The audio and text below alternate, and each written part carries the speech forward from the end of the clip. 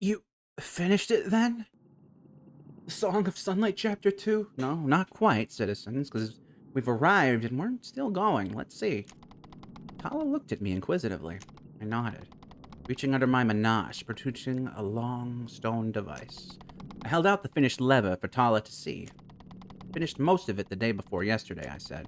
It's made from stone, but that's the best I could really do at the moment. I think the original was made from the same metal as the other, but shape is pretty close, I think. I'm hoping the material doesn't matter. Tala nodded approvingly. Listen, I said, sliding closer. This is the closest I've ever been to something real. If this elevator works, I might finally discover where the people went. Better world, all of it, Tala. I stood, my heart pounding. Tonight, everything could change.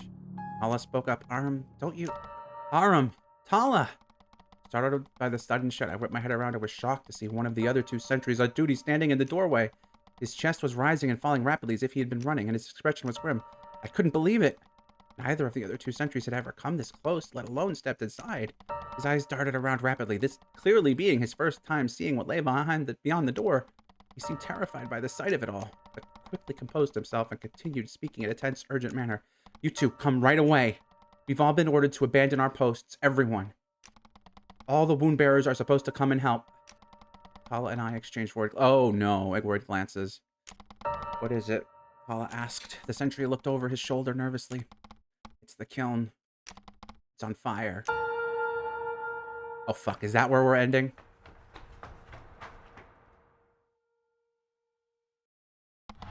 There was shouting, screaming, and the sound of footsteps rushing about. I smelled the smoke as we ran through the streets, chests heaving.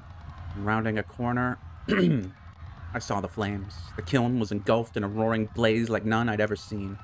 It illuminated the dark street like 1,000 lamps, and I felt heat on my face as if I were sitting next to a hearth. All around, wound-bearers ran to and fro with vases of water, attempting to extinguish it. Several of the oldest wound-bearers ran in and out to salvage what they possibly could, tossing items haphazardly onto the street. Tala and I stood frozen, watching the display in horror. Oh, God. Dread came over me, and I began desperately searching for anyone I recognized. Where's Kanari? Where's Prava? I spotted my father, shouting orders to a group of wound-bearers nearby. Tala gave me a severe look and ran off to help without a single word. Shaking myself off, I began to follow, realizing putting it out came before anything else. I took a step and then stopped dead in my tracks. Out of the corner of my eye, I saw a figure kneeling alone in the middle of the street, staring at the blaze with wide, terrified eyes. One hand hung limp at his side, and the other clutched a cane tightly. Kanari! Spinning on my heels, I ran to him. Coming close, Kanari slowly turned to look at me. His face was twisted and pale. Before I could say anything, he began muttering. Uh-oh, don't say it was an accident. It was just a joke. It was supposed to be a prank. Oh God, what did you do? I didn't mean it. I didn't mean for... Between his hoarse whispering and stammer, I could barely make any sense of what he was saying. Just then, there was a swell of voices nearby. It sounded like shouting and arguing. I swung my head around and saw a group of people rapidly approaching Kanari and I. They were kiln workers, spearheaded by an older man with a furious expression. The Kiln Master! They stopped short, and I found myself standing between the group and Kanari. That's him, Master. The cripple! One shouted, pointing an accusatory finger. I'm telling you, I saw him! The Kiln Master looked at Kanari behind me with scorn. Another chimed in, pushing forward angrily. I saw him too. That bastard snuck back in after hours. He must have done something. A third voice, more vicious than the last, cut through the commotion. There's no doubt, Master. I looked and saw that it was the very same apprentice who'd struck Kanari weeks ago. He pointed at Kanari furiously. It was him. You already know, Master. He's done nothing but cause problems for us year after year. It's little wonder this was his fault too. There's no way. It couldn't have been. I need to protect him, vouch for him. This isn't something he would ever do as a joke. I opened my mouth, ready to deny it. But before I could, Kanari spoke up. His voice sounded so frail, barely more than a whisper. It was supposed to be funny. Oh, God! Supposed to be harmless. He gestured at the apprentice weakly. I took your apron and a few other things. I hid them. I guess He swallowed hard. I put something near one of the pottery ovens that wasn't cool yet. And they went up. Immediately, the shouting began. The apprentices hurled insults. Vile insults. What were you thinking? You fucking idiot. You've ruined everything. Do you know how much damage you've caused? You're a waste of meals. From the kiln master came the worst of it. Why am I not surprised? You've been nothing but a drain on the settlement for your entire meaningless apprenticeship. Your life is not worth the same as the rest of us, boy. The children of sunlight have no need for worthless things such as yourself. And all the while, as the flames roared and scathing, biting voices echoed throughout the street, Canary sat, head hung low, and took it. He just sat perfectly still. Eventually, the kiln master looked to me with a wild and furious expression. You there, Woomba! Take him into custody. We have every reason to believe this fool maliciously started the fire. Me? Even having heard the confession from his lips, I still couldn't believe it. How can they... So little evidence. I felt for the weapon at my side, hands trembling. No, they can't. What will I do? How... My gut was telling me only one thing. Fight. Fight anything that stands in my way and win. I tightened my hand around the hilt of my blade. But then, there was a voice, screaming, Canary! It was a woman's voice. In a blur of motion, Prava came running from the crowd, leaping in between the group and Canary, pushing me out of the way forcefully. Immediately, she looked to the kiln master. Please, she pleaded. Please reconsider. Her voice was shaking, raw and hoarse. Please. It wasn't his fault. It couldn't have been. It couldn't have. Suddenly, there came another voice from behind, no more than a whisper. Prava, please, stop. I'm begging you, not now. Don't get involved. It was Canary. Prava didn't hear. He would never do something like this, she cried, almost on the verge of tears. You have to understand. Please. Canary spoke again, louder this time. Prava, stop. Now. Still, Prava continued. Her desperate, hysterical cries pierced the night air as Prava wailed. All the while, Canary's voice grew louder, over and over again. Stop, please. Building in intensity, it grew like a smoldering coal, cast upon a bed of dry grass. Prava, tinged with anger. His voice swelled like the very flames smothering the kiln. And still, as his pleading voice went unheard by Prava, begging and crying for forgiveness. At last, something broke. Canary forced himself to his feet, striking his cane violently against the cinder brick pavement. The sound reverberated throughout the street, and Canary screamed, Will you fucking stop this already? Immediately, Prava fell silent. She turned slowly, eyes wide, to look at Canary. His chest heaved, and he wiped his mouth. Why can't you understand? Why can't you see? You don't owe me anything. No debt. Nothing at all. Why can't you see? I don't want you around.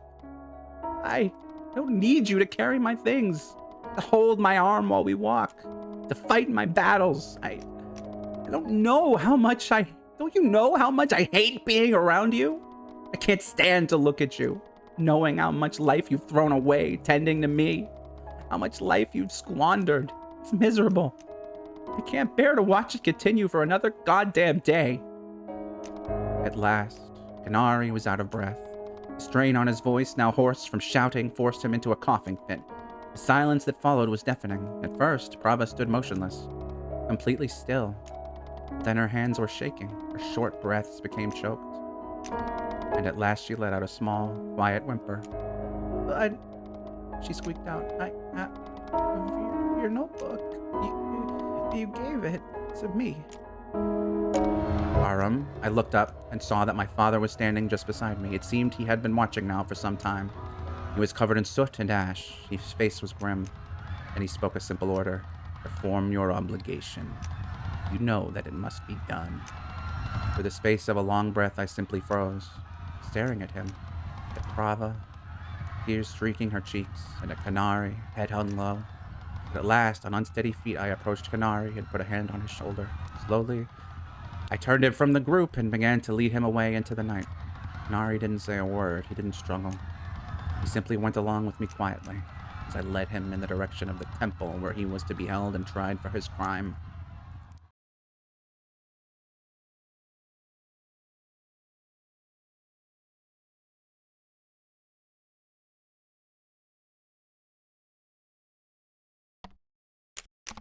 It took 2 long hours.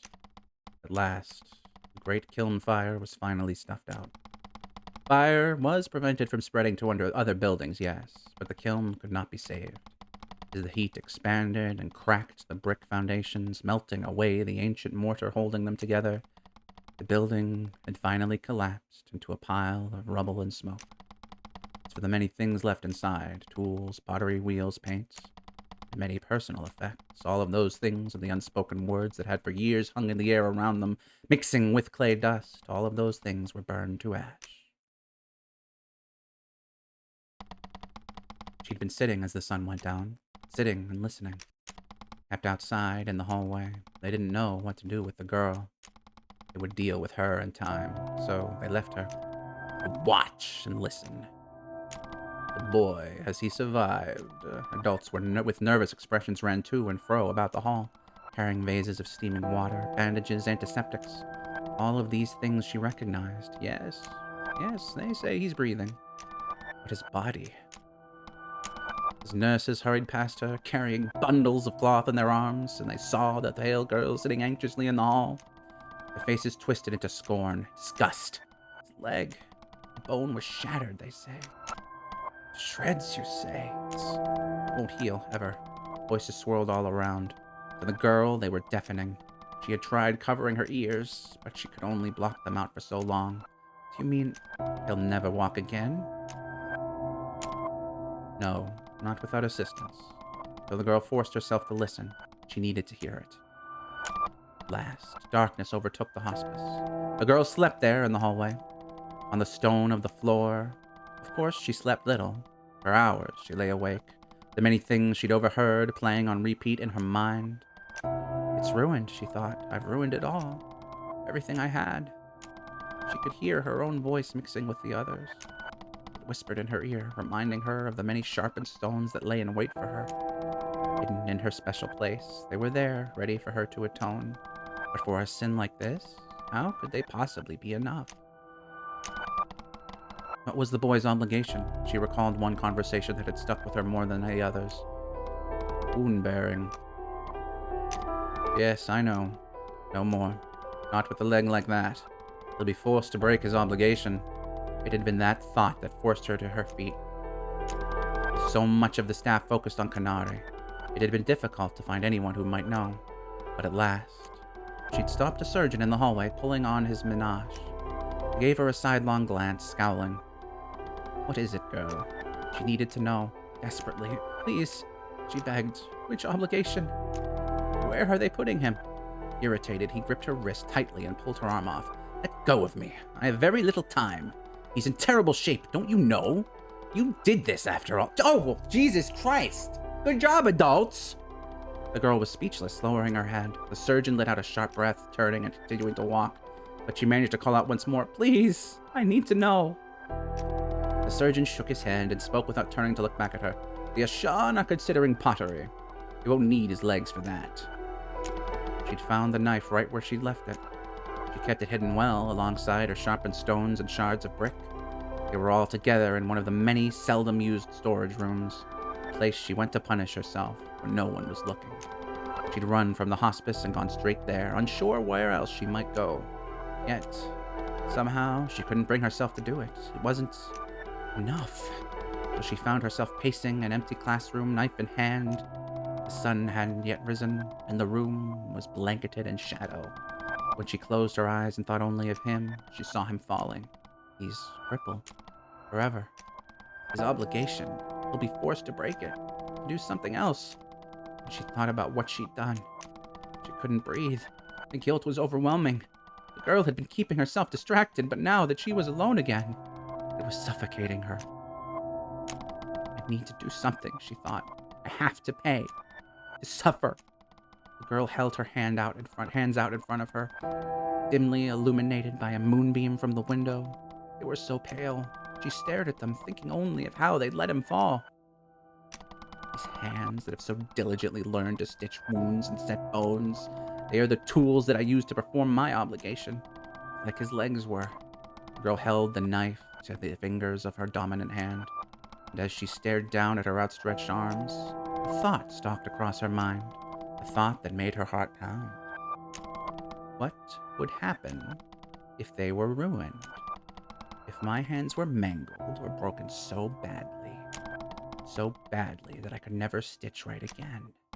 Then, would I be forced to change my obligation? Just like him?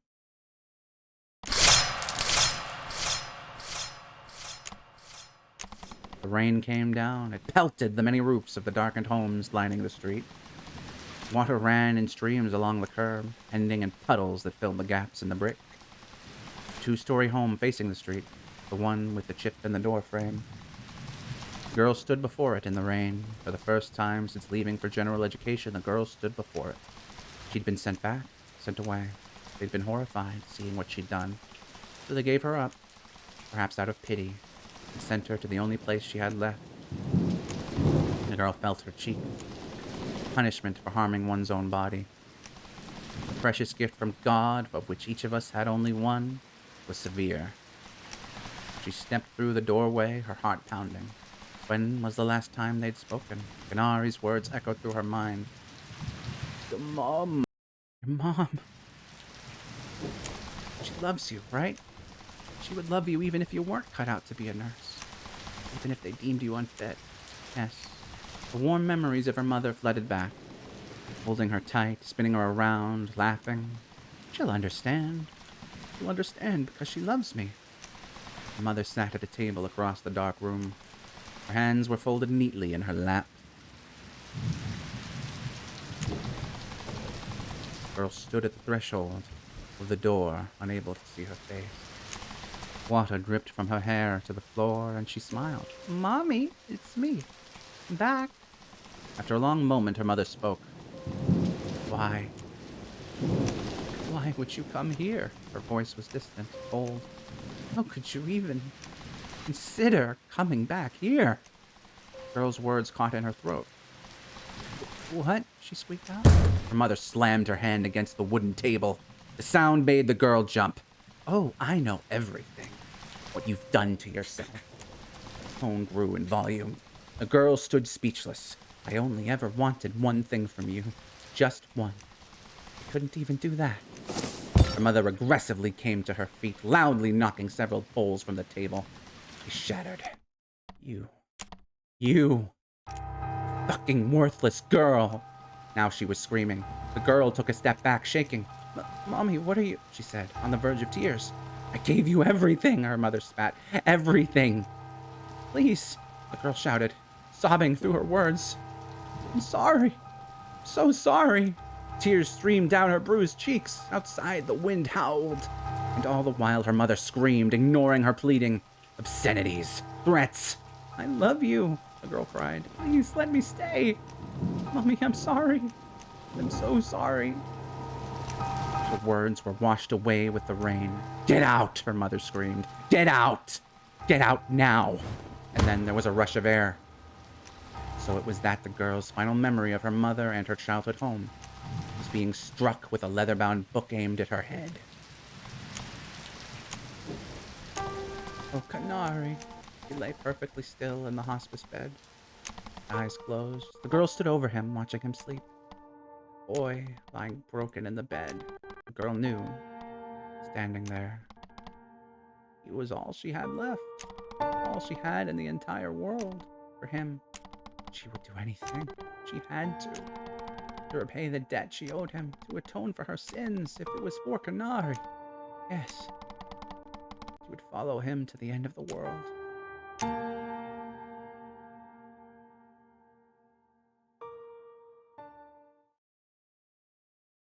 God, all of these kids. These poor kids. Canary was held at the temple overnight and through the following day. A select few apprentice potters were brought to give their testimony, but neither Prava nor myself were permitted to see him. Of course, he wasn't held for long. Not only had he confessed to the kiln master that night, but again before the Ashan at the temple. I was told he confessed almost immediately and said nothing in his own defense. In the end, Canary was found solely responsible for the fire and punished. His actions had cost the settlement dearly, but ultimately it had been an accident. Therefore, Canary was beaten and then sent home. For the 2 days that he had held my stomach. The 2 days that he had been held, my stomach was in knots. I felt sick thinking about what I had done, what I'd been forced to do. I'd been naive, thinking things would be better when he finally came home. Why the fuck would you think that? No, the misery of those 2 days was nothing compared to what followed. The familiar shouting woke me. Khan, I'm sorry. I'm so sorry. Her desperate voice came from the street where she stood. Every morning it was the same. She came and stood outside our home, calling for him, apologizing over and over, begging him to talk. Won't you come down? Oh, please, Khan. Can you come down and talk to me? There was never a reply. Watching her stand there, it was painful. I stepped into the hallway between our rooms, looking for Kanari. I would like to say, she was completely right. He did something, an accident. He didn't go too far, but an accident happened, and maybe we should have, maybe you should have listened. Maybe you should have tried harder. You shouldn't hold it against her, that's for sure. I stepped into the hallway between our rooms looking for Kanari. He was sitting back against the wall under a window, listening, simply listening, and keeping himself out of sight. His bruised face was strained, eyes cast aimlessly forward. There was simply no talking to Kanari. None. At the mention of her name, he would go quiet. And that was the end of the conversation. That does imply they're talking a little, though, right? Many journeyman wound bearers had been diverted to help clear the debris left by the kiln. I was among them, taken off my shift overseeing ration lines to assist with the cleanup instead. Each morning, as I left for my duties, I would pass her by. Often, she was sitting on the curb or leaning against our doorway, eyes glazed over. She never acknowledged me. For my sake, there was that at least. For those first few days, she was so focused on Kanari. It seemed she had entirely forgotten about our arrangement. Somehow, I'd managed to come out from under her grasp. God, Aram, you asshole. You absolute asshole. At first, she came only in the mornings. And when it was clear Kanari wouldn't see her, she left. But as the days went on with no answer, not a single word, she spent longer and longer just waiting for him to come outside. Hours. It became clear she was skipping out on any responsibilities she had at the new makeshift kiln. Kanari often stayed home as well, if just to avoid her. It hadn't gone unnoticed. On the island, the punishment for refusing to work was forfeiting your right to meals, even as meager as they were now. How long had it been since she'd eaten? As I watched her from the window, I noticed just how frail she'd become.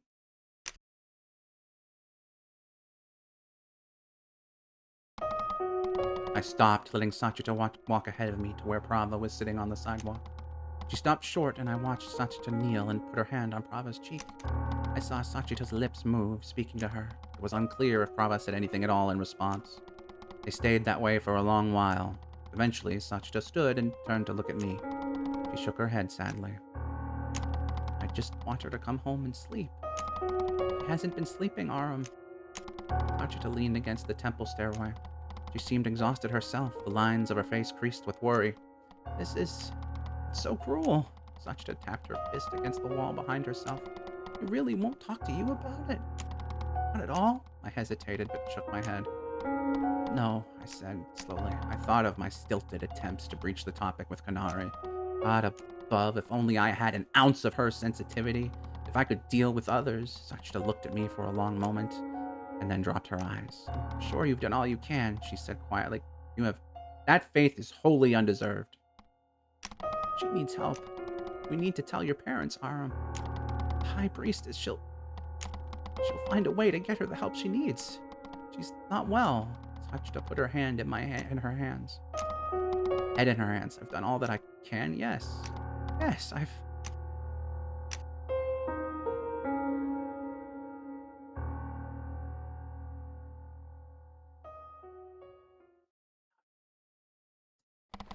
It was evening. I was coming home from my daytime duties to get some rest.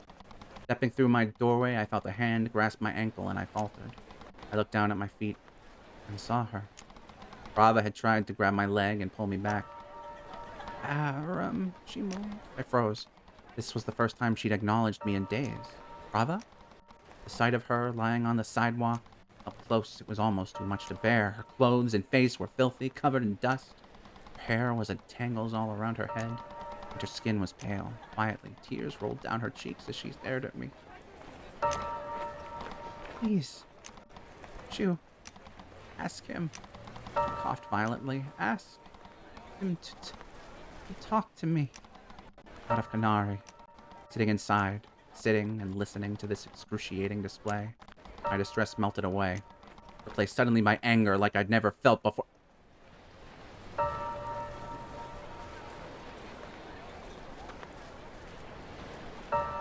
Aram, you get your shit together. I felt my blood boil. Why? She sobbed. Why won't he talk to me? I said I was sorry. Seconds later, I was marching through the door. I knocked a small ceramic vase to the floor as I raced up the stairs. Oh, wait, is he pissed at... If he's pissed at Canary, that's okay. I came to the top and stormed to where Canary sat at his desk. As he turned to me in surprise, I grabbed Canary by the hem of his shirt and pulled him to his feet.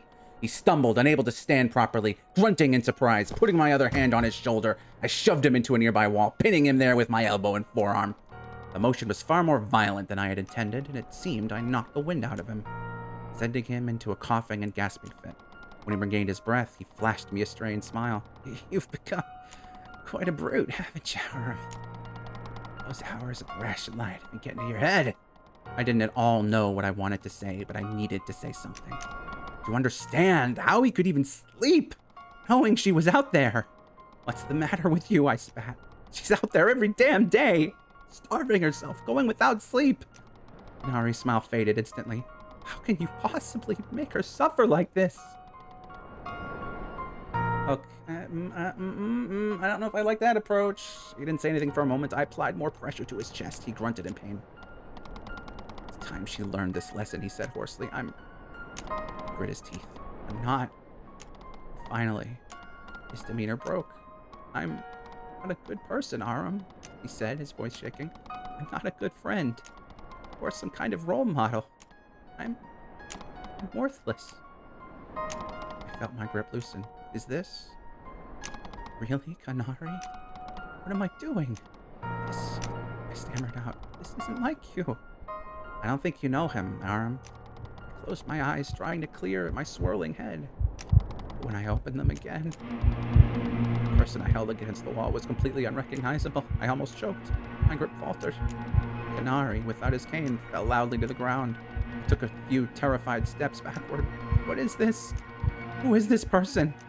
My heart pounded in my chest, and I felt that I needed to leave immediately. So I turned and ran down the stairs, out the door, and down the street.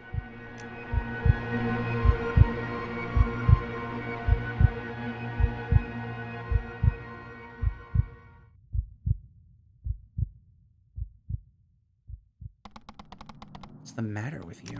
Tala sat against the wall as he usually did, watching me frantically pack my belongings. I didn't respond.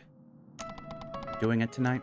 Pulling the handmade lever from under my menage, I turned it over several times in my hand and placed it firmly into my bag. My wound kit, a water pouch, and the reading device quickly followed. Yes, I said finally. I've waited too long already. I'm sick and tired of watching this famine tear us apart, Tala. You seemed uneasy. Do you really think, Tala began, if you get it working, you'll find all of those people? You'll find out where they went? Already I was standing, facing towards the stairway down. Yes, I do. I'm going to finish this. I began to descend, and I'm not coming back to the settlement until I do. The next time you see me, I'll need your help to explain it to the Ashan, to everyone. I didn't bother waiting for a reply. And so, I began my long descent downward into the well, knowing that it had to be my last.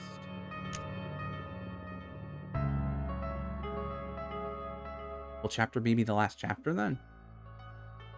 I'm assuming this is where we end. Uh-oh. Maybe not yet.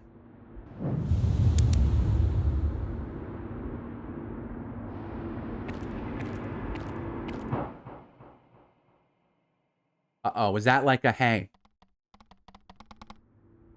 We're about to... Oh, that might have been like your last save point before the end. Oh, shit. At last, the elevator came into sight. My heart was pounding. I produced the lever and held it in my shaking hands.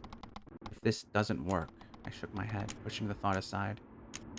I approached the raised panel just outside the small elevator chamber. However, something caught my eye. The elevator door... It was closed. That's odd. I recalled leaving it open. What does it matter? I have far more important things to worry about. Studying the sketch I'd made of the other elevator, I carefully inserted the lever into its slot within the panel. There were bits of rusted metal that fell out as I did so, but to my elation and relief, it fit. I held my breath.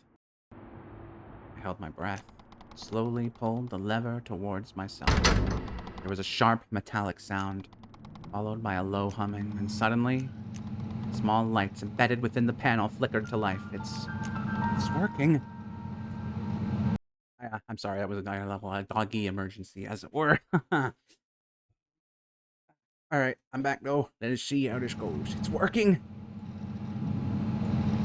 I yelled out in celebration, clenching my fist. Now, if I can just figure out how to operate this. I stepped eagerly towards the elevator door and pulled it open. And what nightmare awaits us inside? This door swung wide, and there was a person standing inside. No. Oh, fuck, what is that? Not a person. It's an ancestor. It was crouched to fit within the small elevator chamber, but still towered over my head. Its face. It was so... I shivered. Oh, goodness. Oh, goodness. It spoke. Its voice was eerily pleasant. What a relief. I can't believe I finally caught up to you, little one. I was so afraid I would lose track of you. Immediately, I leapt backwards, unsheathing my weapon. I won't fall for it again. I held out my weapon threateningly. What do you want with me, ancestor? I yelled defiantly. How did you know that I would come here? The ancestor wrapped its long fingers around the doorway and pulled its lithe body through. I stepped back further away to compensate.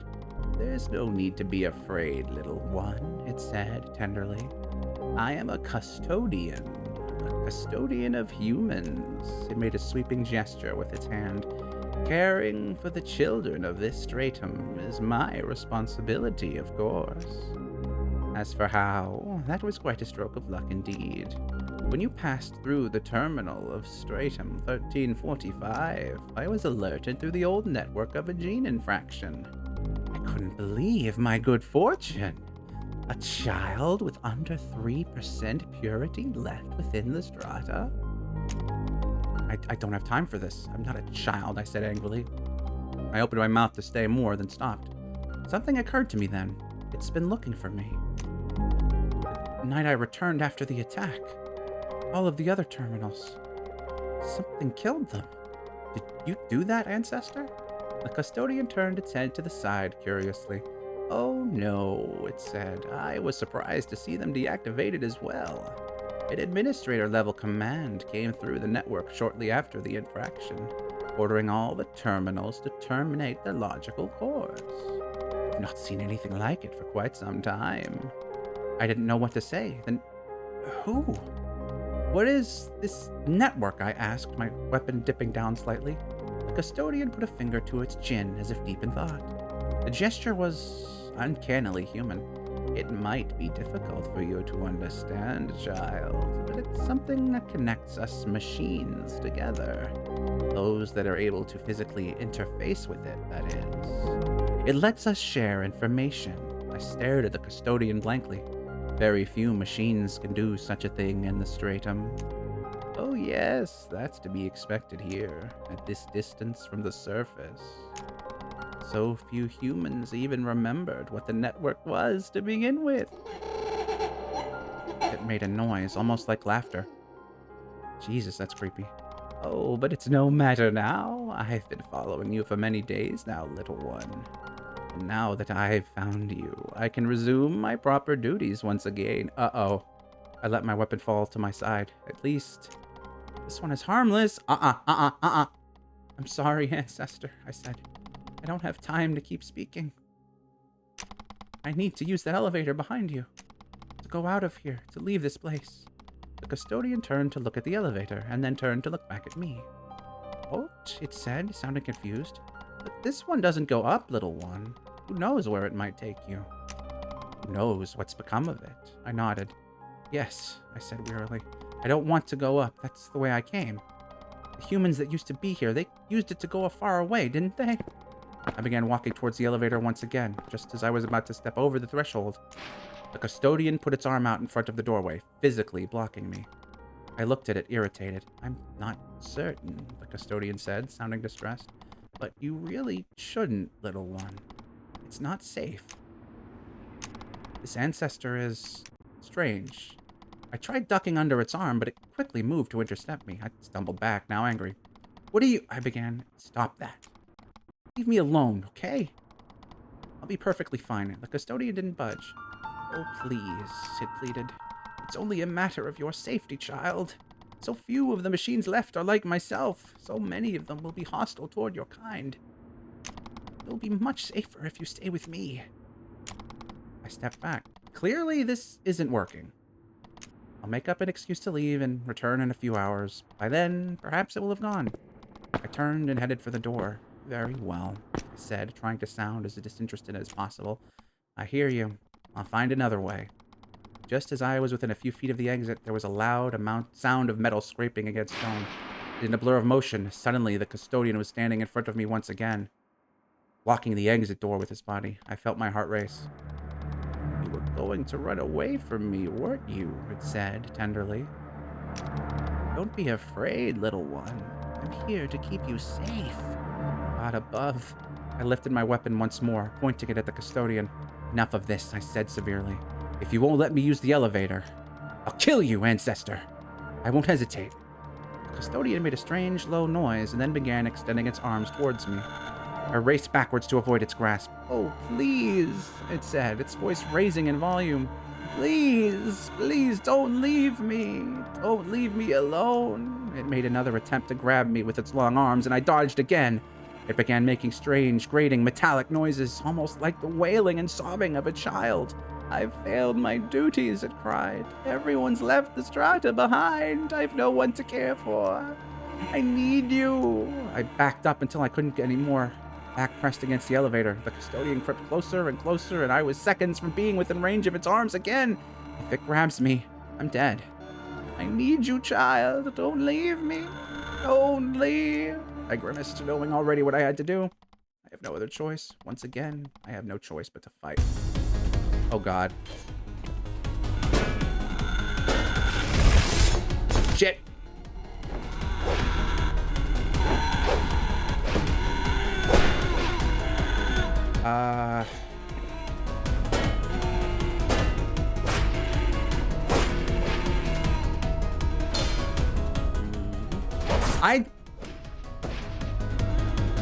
Was that too soon?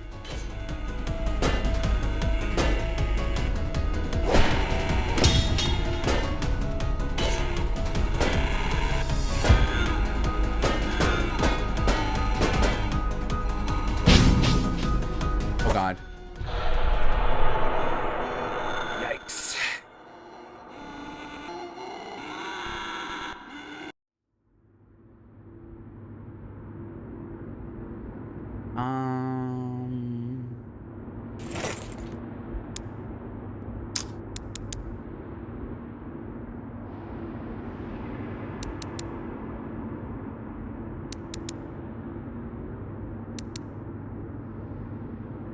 This one.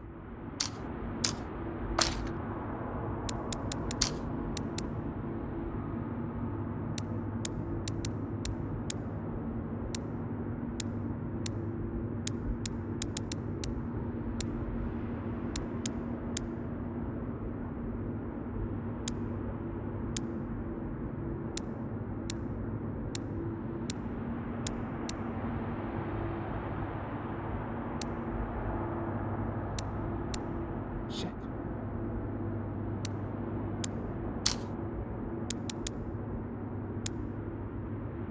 I don't need this one right now. There's only one enemy, so... Damage enemies. Miss. Holy messages, or maybe this one. Let's try that.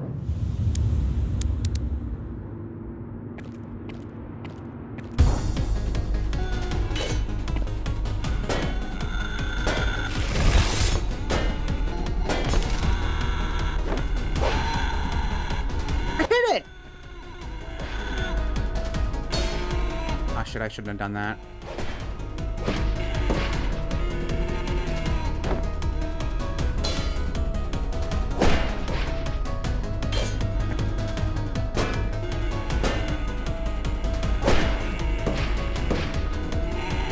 hit it! I shouldn't have done this.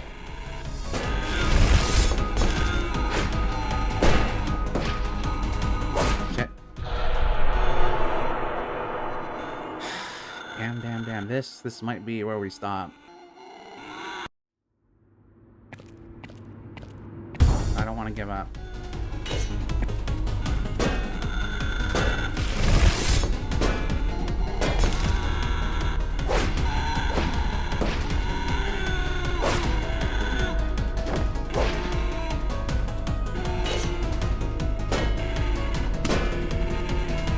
I hit it!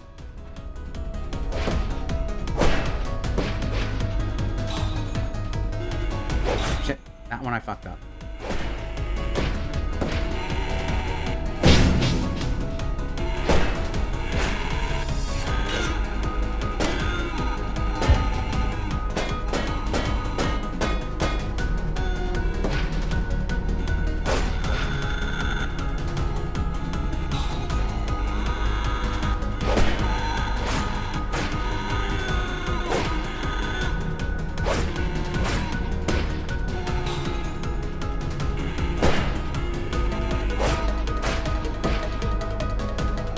I'm definitely hitting it.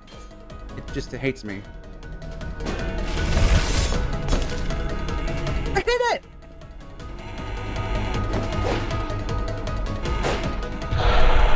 Okay, concussion is really fucking me up.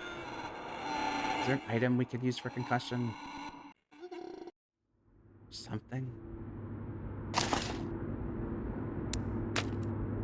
No. Stop.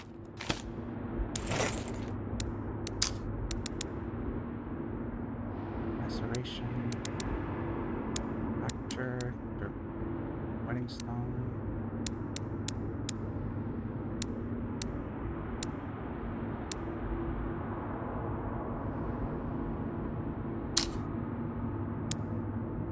Wait, what do you mean equip?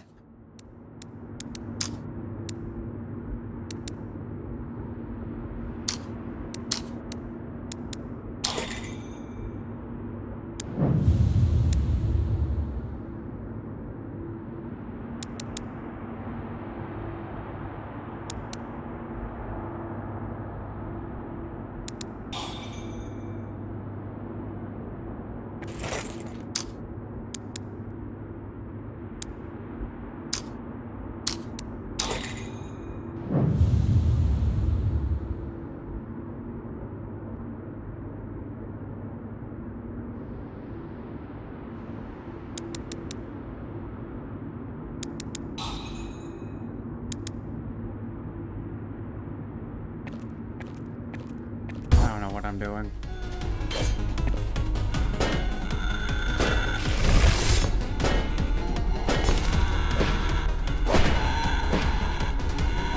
Shit.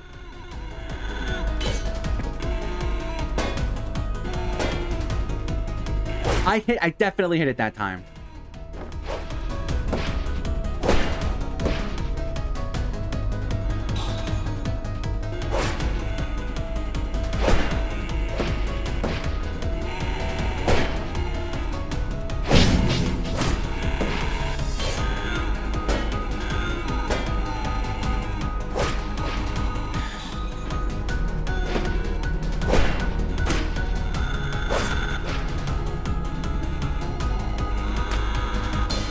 What? Do you not change weapons while you're concussed? Oh! Oh, when you have a concussion, you will be using random items and shit. That's not fun.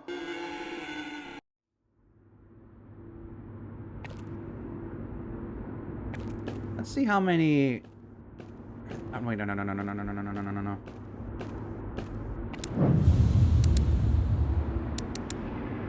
We are in the generation passage. What's this?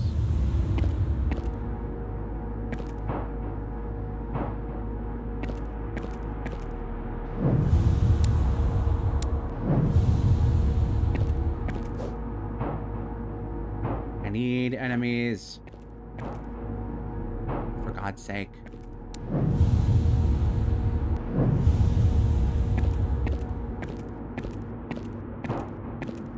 Oh, for...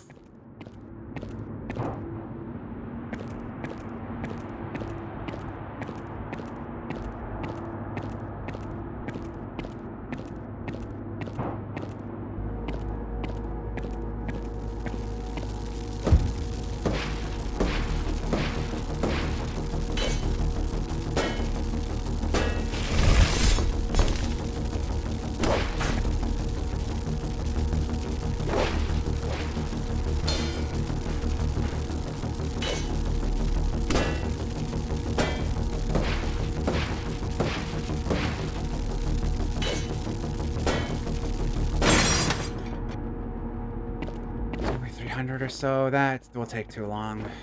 All right, we're just gonna fling ourselves at it and probably lose that 700, but it is what it is.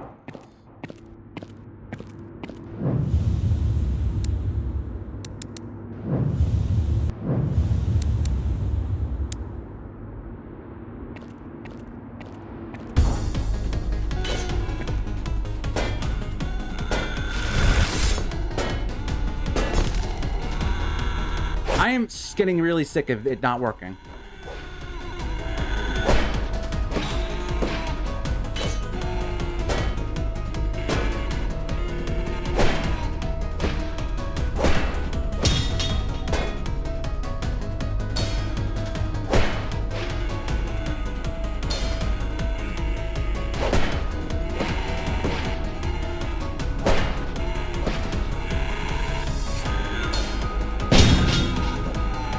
It's not fair.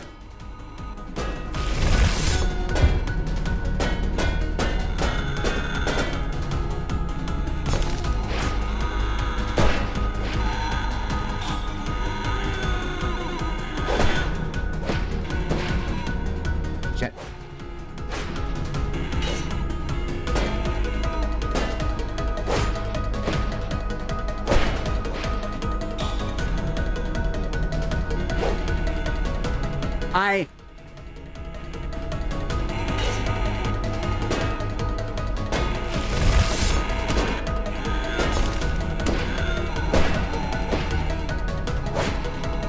Shit.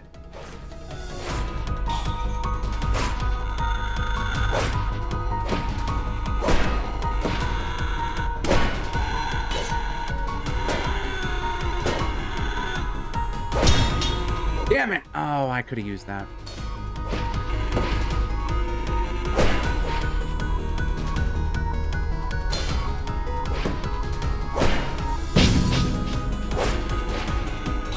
Back to this again.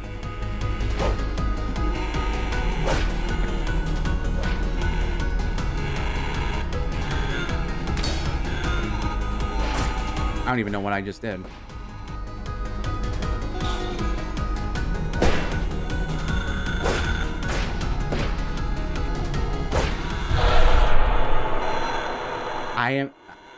The timing with this fight is weird.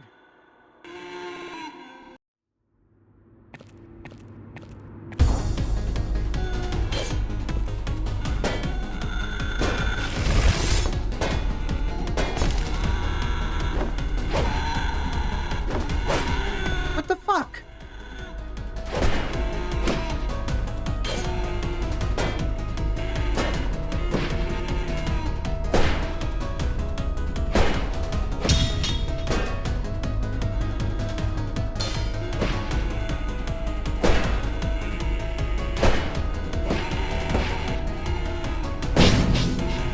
Shit.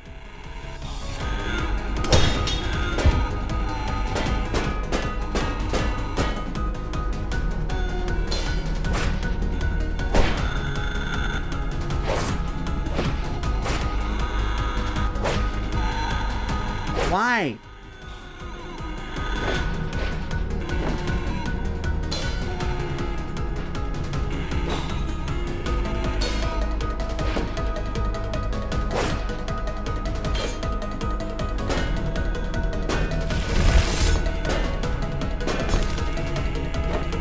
Why?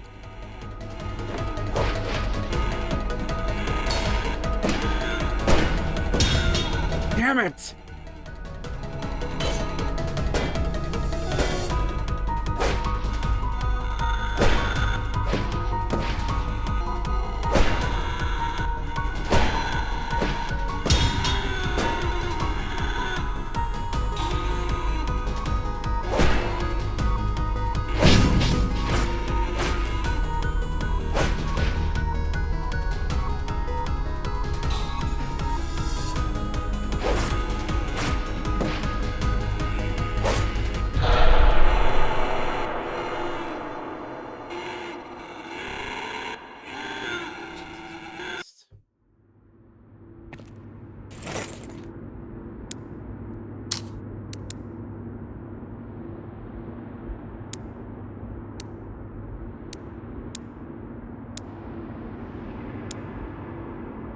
Wait, actually.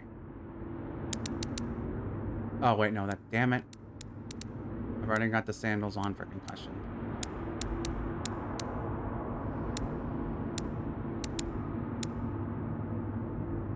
Really? None of these? Green powder.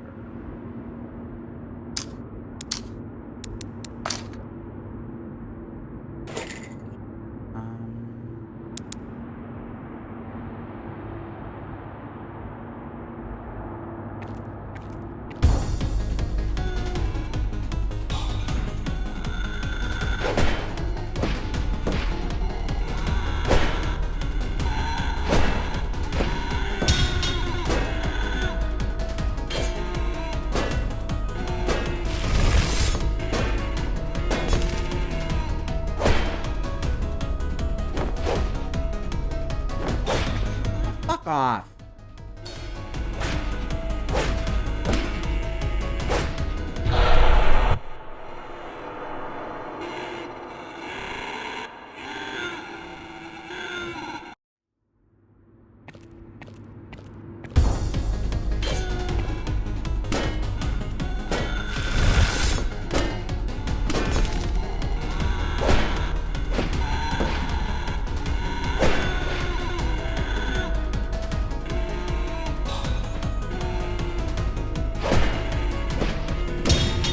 Damn it!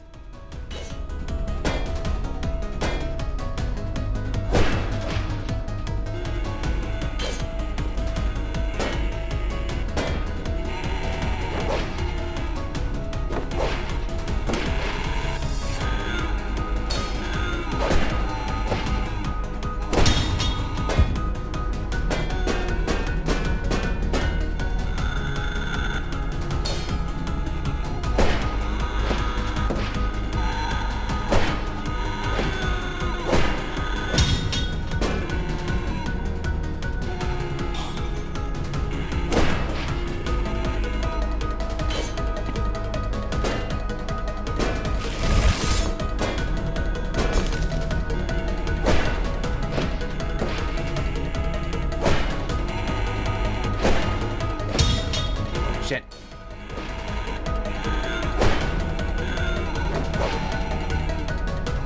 Didn't have enough for that one.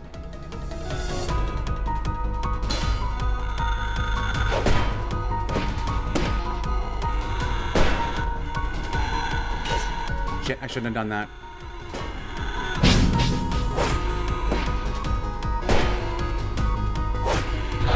God damn it.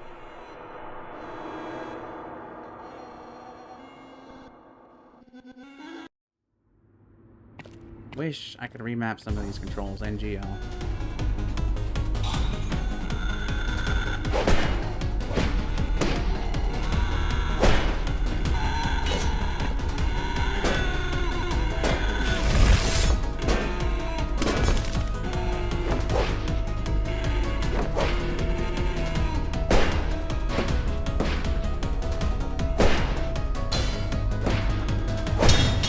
Damn it!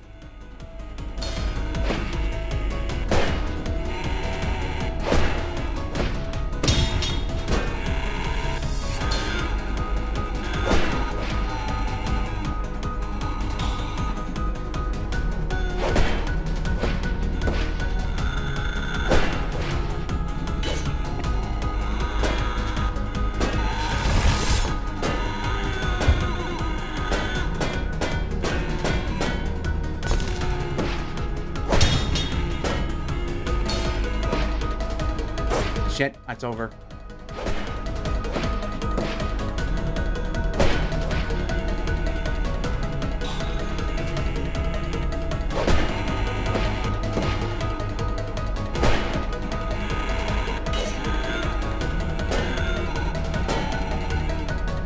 Oh, I fucked up. I fucked up.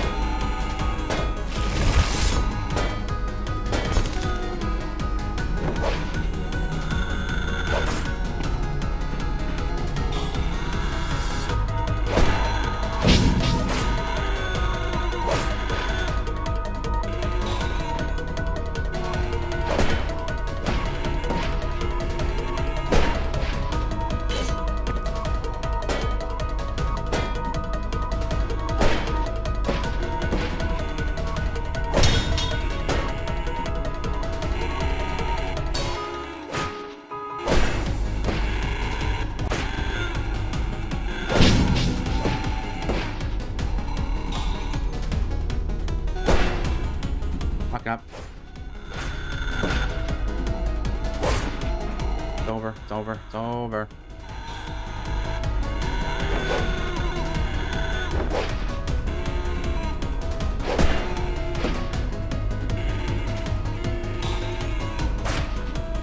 Fuck it.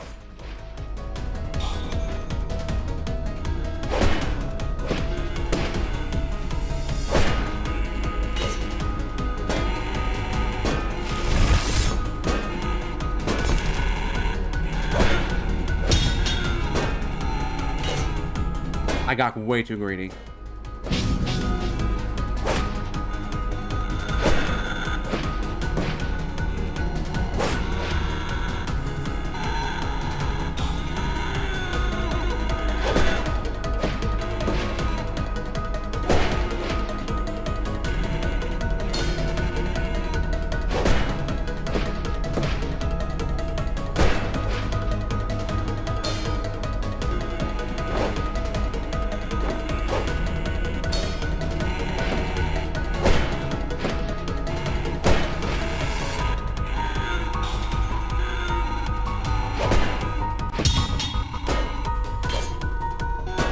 I shouldn't have. I got greedy.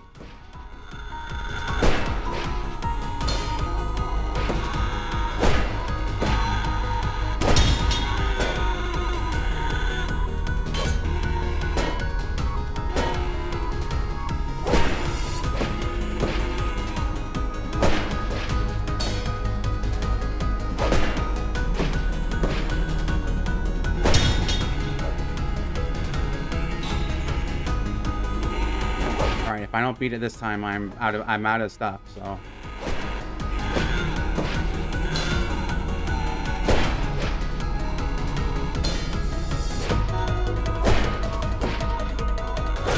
Oh fuck. Oh no.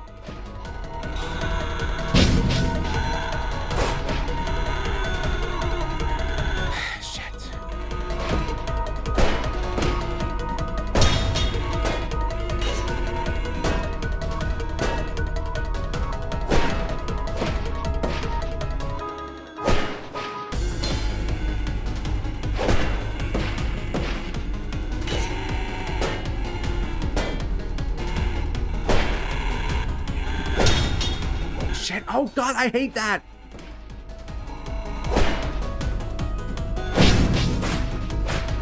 Oh wait, I'm fucked.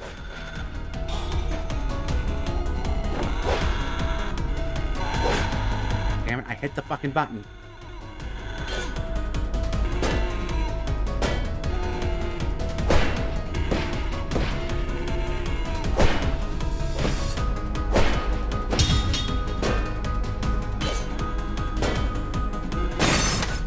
Holy shit, I might be goated with the sauce.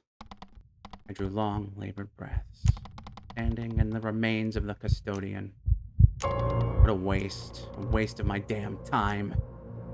My body screamed at me to rest, but I was unable to shake the image of Canary from my mind, the miserable, twisted expression he wore. Prava wasting away on the street. When I thought of these things, I forced myself to move. I turned and stumbled to the elevator. The lights of the interior panel were lit like the one outside, and I stared at it blankly, unsure what to do. I began poking and prodding the surface, desperately hoping I might accidentally find what I needed. Come on, please. This can't have been a waste. If nothing yet, nothing. At last, I heard a resonant metallic noise, and the floor shook beneath me. The door slid closed by itself, and after a moment, as I stood in silence, heart pounding, it began to move.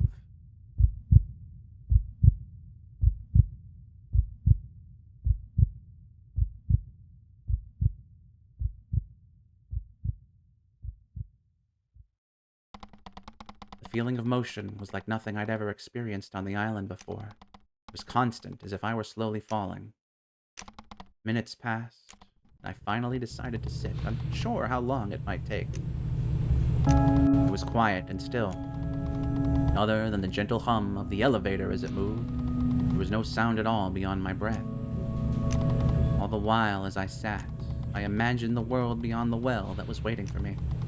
The place I'd been searching for. Oh, this is gonna break his heart. There were fertile fields in all directions, stretching far over the horizon. No ocean, just land bathed in sunlight.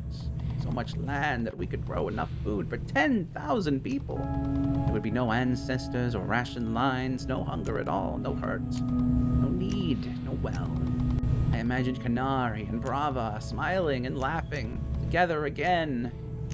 I watched my life play out before my eyes, marrying Sachita, living with her, visiting my mother and father with children of my own. I wanted to cry. Everything would go back to how it was. This horrible present would become unpleasant past.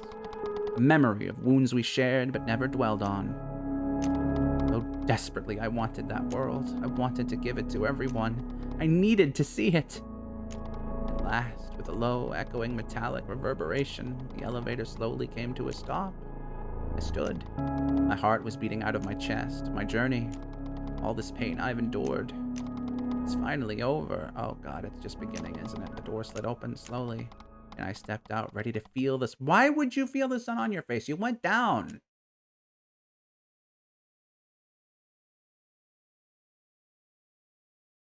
Is this going to end right here? I stood on a small platform, and stretched before me was a great settlement,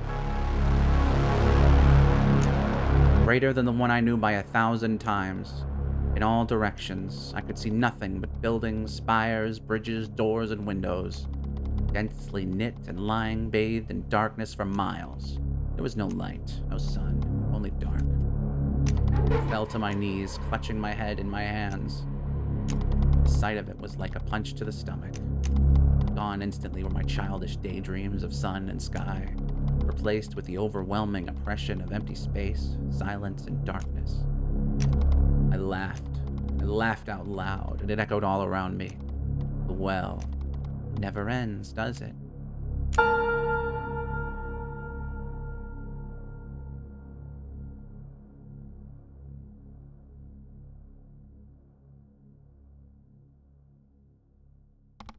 I stepped out of the elevator, saw the remains of the custodian lying sprawled about on the floor where I'd left it.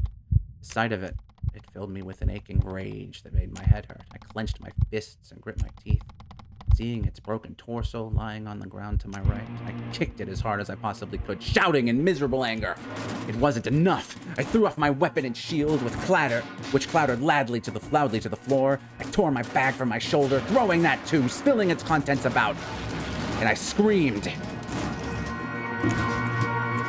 When I had finished, I sat quietly on the floor, surrounded by the mess I'd made. So much effort, so much pain. I tried so hard. I thought that God was guiding me, and now look, what would I have to show for all of this? All this time I spent underground, chasing a ridiculous dream. I could feel tears streaking down my face. Prava was right. I've been ignoring them. My friends, ignoring their suffering while I play hero down here in the dark. I see now. There's nothing here. There never was. It's time. Time for me to give this up.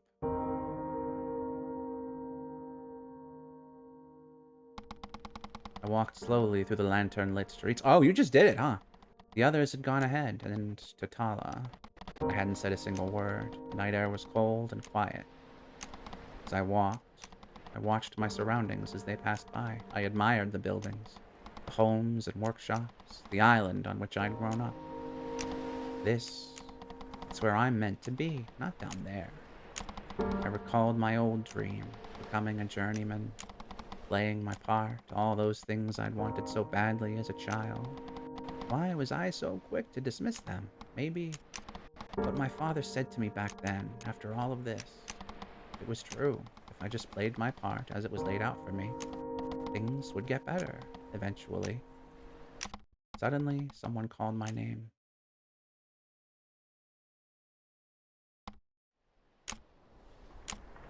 Is it Prava? Or looked up and saw a figure standing in the street ahead of me. Is that Prava? She stood, Minaj pulled tightly around herself. Prava? I called out in return, surprised to see her up and about. I took a few steps forward. As I came close, I got a better look at her face, just as before. She looked terrible. Her eyes shifted about nervously. Her hair was unkempt and her complexion was pale. Aram, she called out again. Her voice was cold, but it was more coherent than it had been in days. I need to ask you something. I want you to be honest. Do you consider us friends? I looked at her, puzzled. Yes, I said emphatically. Yes, of course. Prava lowered her eyes, seeming lost in thought. Yes, she said slowly. I already knew that's what you would say. I believe you, Aram. I believe that you think it's true. Yeah, but I've realized something recently. I've been lying to myself for a long time. Denying the obvious. I never saw it that way. Years we've spent together. I know now that I only stuck around for him. For Kanari, not for you. For Sachita, only him and no one else. I began walking towards her, shaking my head. No. No, Prava, I said, raising my voice. It's not true. I shook my head. I've been a terrible friend. I've been so distracted, so focused on the well that I've cut everything else out. You're not alone, Prava. Sachi and I, we both care about you. And Ari does too. He just... Oh, Prava said quietly, still looking down. I came within arm's reach, stopping. I'm going to help you through this, Prava, I said, sincerely. I'll help you fix things with him. I promise. Anything I can do. Because I'm done with the well. I'm not going back down, ever again. I reached out and put a hand on her shoulder. Prava seemed to go still at my touch. Then, she said after a long moment, I want you to do something for me, Aram. This is not good. One more request. She gestured for me to come closer. I leaned in to listen.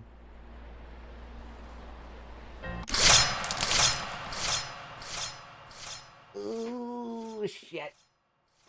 And her arm darted out from under her menage. Immediately, the upper right side of my body erupted into pain. I cried out, stumbling backwards. Prava fell forward with me, tearing my eyes down to look. I saw a sight that made my blood run cold. There was a large piece of ceramic piercing my ribs, sharpened such that it acted as a makeshift knife. Still, Prava held tightly onto the other end, blood seeping from the wound and onto her shaking hands. I stared at her, the shock rendering me utterly speechless. And on the girl's filthy, pale face was a look of utter and complete desperation. You have to die, Aram, she cried. My instincts kicked in, and I shoved her violently with both of my hands, unsure what else to do. She fell backward onto the ground, grunting in pain. Her tight grip on the improvised blade pulled it painfully from my side. Clutching the bleeding wound, I reeled backward, gasping for air.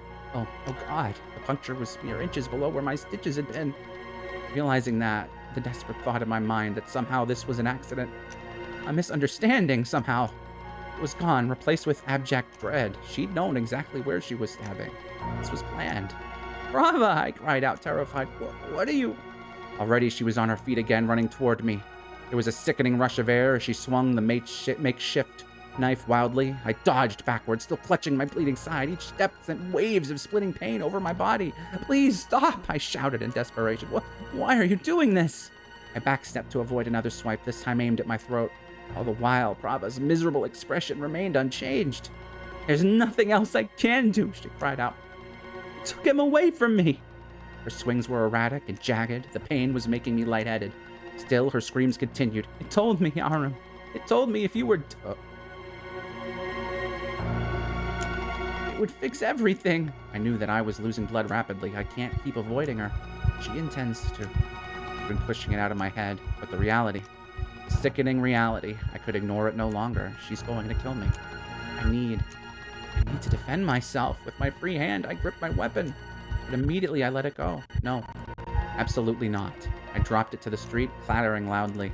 I can't kill her, no matter what. Already my blood stained the bricks. Prava walked toward me slowly, panting, with her weapon in hand. With nothing else to do, I raised my fists. Please, I moaned. Please, stop this. Already my words meant nothing, dissipating into the night. Whoa, whoa, whoa, whoa, whoa.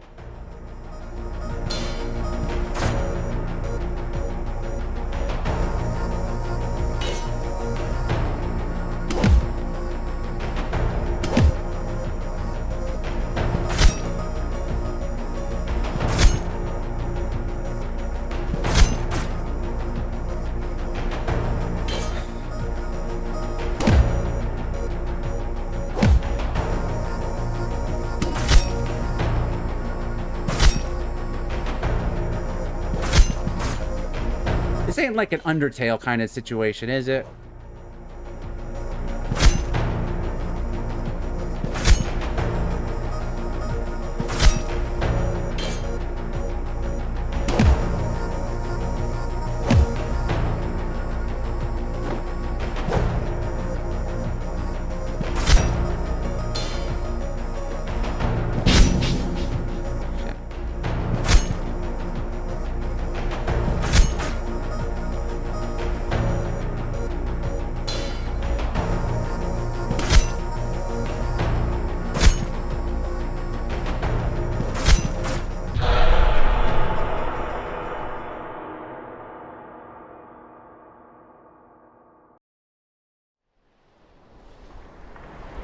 Ah!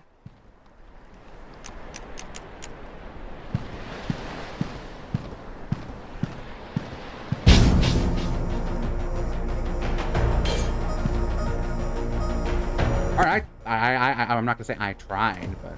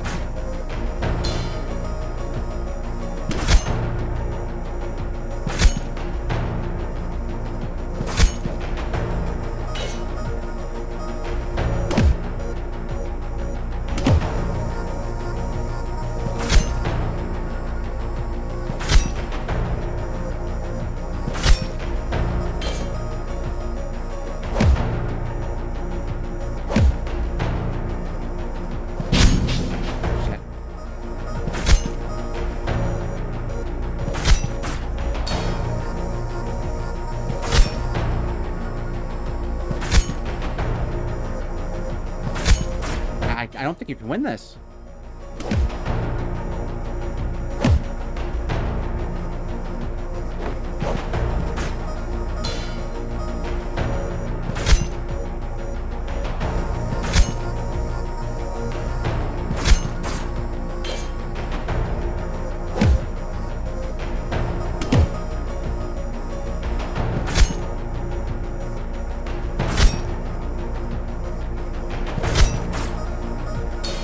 It's over.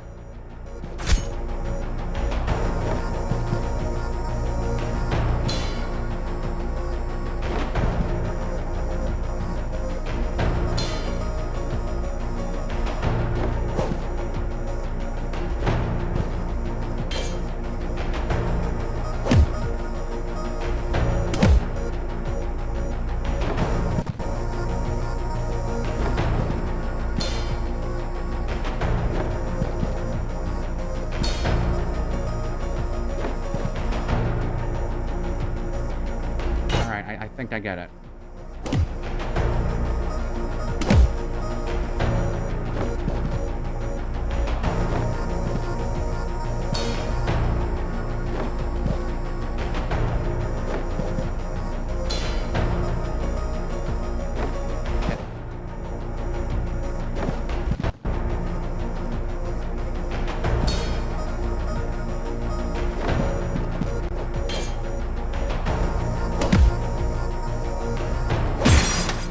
We didn't kill her. I really hope we didn't kill her. And with only 1 HP, my fist connected with her stomach hard. Rava crumpled to the ground, heaving and gasping for air. She rolled around, kicking her legs in pain and moaning. I stood above her, panting hard. My knuckles stung, raw and split. Both of our clothes were stained crimson red with the blood of my wound. My hands were shaking. How much more of this does she intend to take? At last, Rava went quiet as she came unsteadily to her knees and looked up at me. Dropping her makeshift weapon to the ground, she said nothing. It only stared. Her face was twisted, a mix of regret, of pain, and at last she grit her teeth and stood, running desperately away from me and into the night.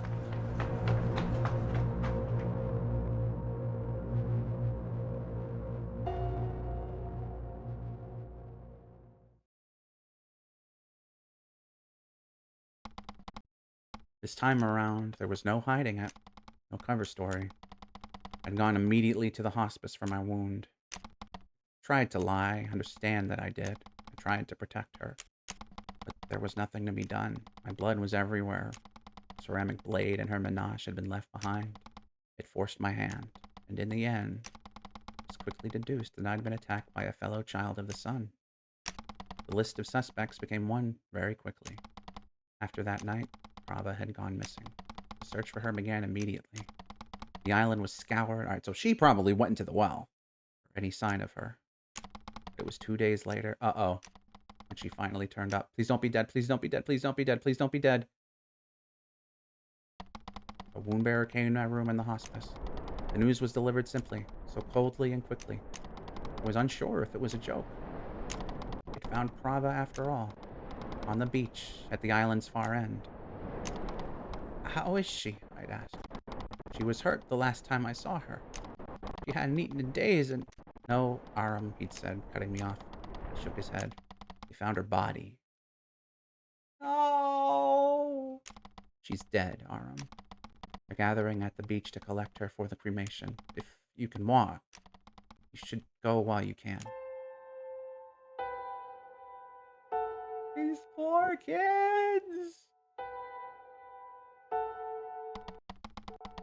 Crowd had gathered on the beach. The roar of the waves seemed deafening as I came close. Pushing my way through to the front, there were many, but all of them I knew or recognized, of course. I saw my father, his face grim, my mother and Sachita stood somewhere nearby. I could hear them sobbing quietly against the sound of the sea. Just past the crowd, lying on the sand, was her body. Give me that! It was turned away from us, being examined by a small group of hospice workers. My father came forward from the edge of the crowd. He knelt to look at her more closely. After a long moment, he turned to the crowd and shook his head slowly. It was strange. All that occupied my mind as I tried not to look at her. Lying unmoving in the sand was the fact that he hadn't yet arrived. Nari was nowhere to be seen. The thought of his reaction kept my eyes glued to the skyline. Out of the corner of my eye, I saw my father take something from her body. It was the notebook! No! Something seemed to catch his attention, and he flipped it open. My father stared at what was written inside. Uh-oh, we're in trouble if she wrote about us. And his face went pale. Oh, fuck. Oh, fuck.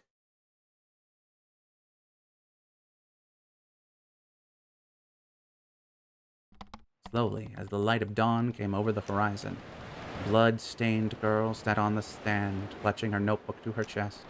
All she could do was rock back and forth, sobbing and choking out strained breaths. Her injuries ached, and she felt as though she might collapse from exhaustion. What now? She whispered. A question aimed as much at herself as the waves crashing ahead. Oh, Prava. As if in response, a voice echoed her name. She looked up, and at the horizon, perhaps a dozen meters offshore, it stood, floating, suspended inches above the water. Its long, metallic black limbs were completely still, as it glided silently across the surface to the shoreline, like it were walking on water. It spoke, but of course, its mouth hadn't moved at all. My, there was something strange about its voice. Somehow, it was different than the last time. It sounded tender, soft, yet all the same firm and stern, much like a scolding parent. Look at you, dear.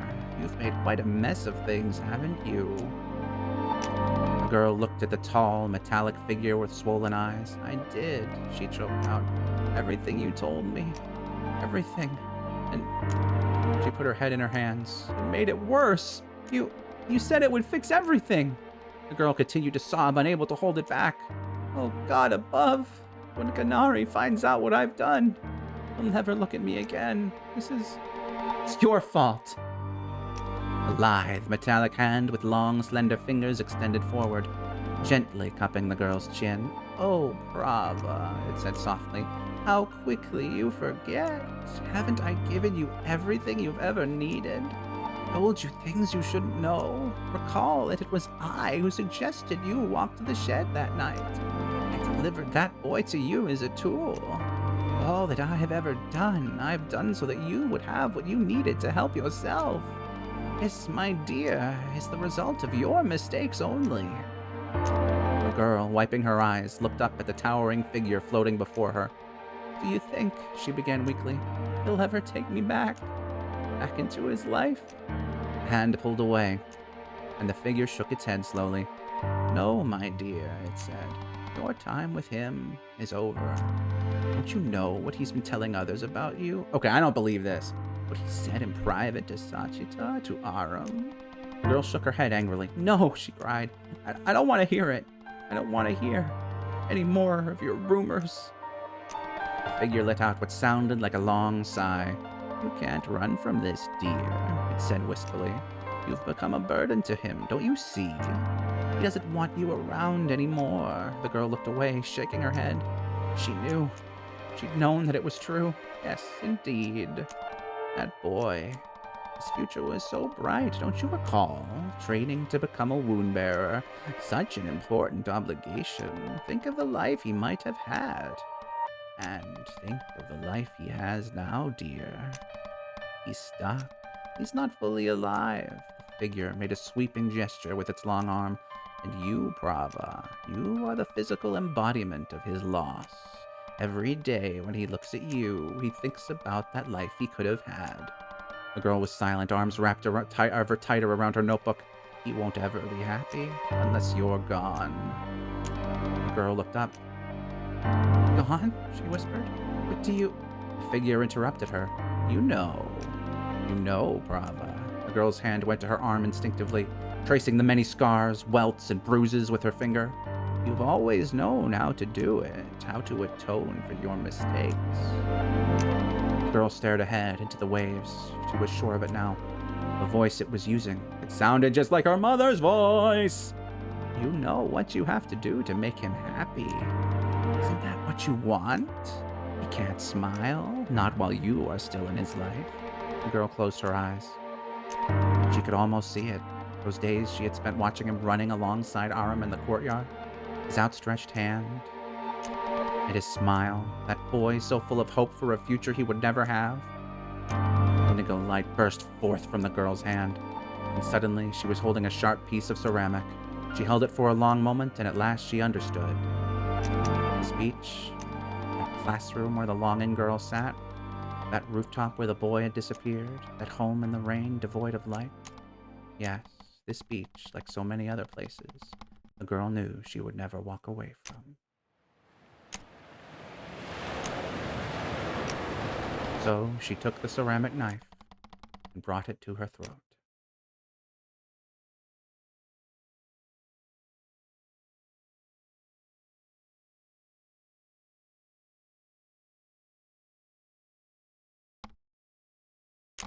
There was a commotion from the back of the crowd. I turned and saw a figure pushing his way to the front. My heart dropped. It was Kanari. Seemingly unsure why the crowd had gathered, he looked at me, puzzled. All I could do was stare in return, but then he turned and saw what was lying on the sand. He took a step forward, and even despite the roar of the ocean waves, I felt as though all was left in deafening quiet.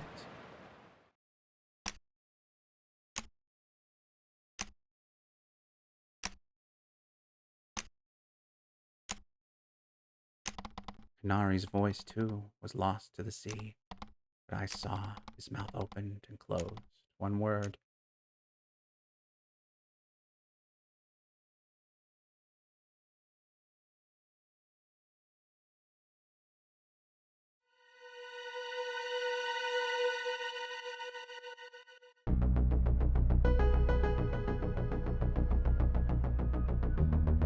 Memory of Wounds. Oh, I get the title now! Holy fuck, that was really good, guys. I'm hoping this isn't the end. It can't be the end. To be continued. Okay, okay.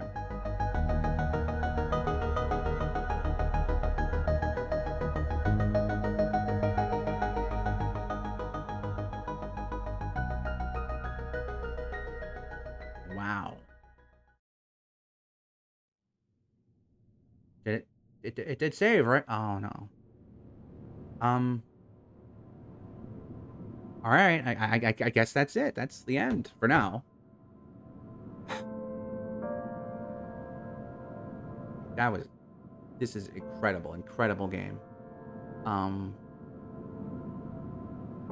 There's a lot to think about. Like, what was it that was? No, it couldn't be the end. I'm thinking about it. What was the thing? What killed the things on the way? The terminal things and.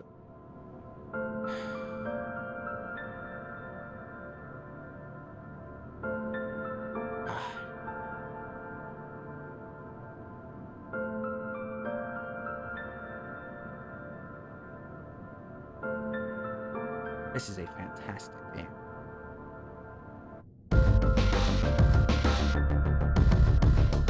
All right, that's it, citizens. Until we meet again, and we will meet again as soon as the third chapter is out. I'm afraid the heavy heart is gonna have to be farewell.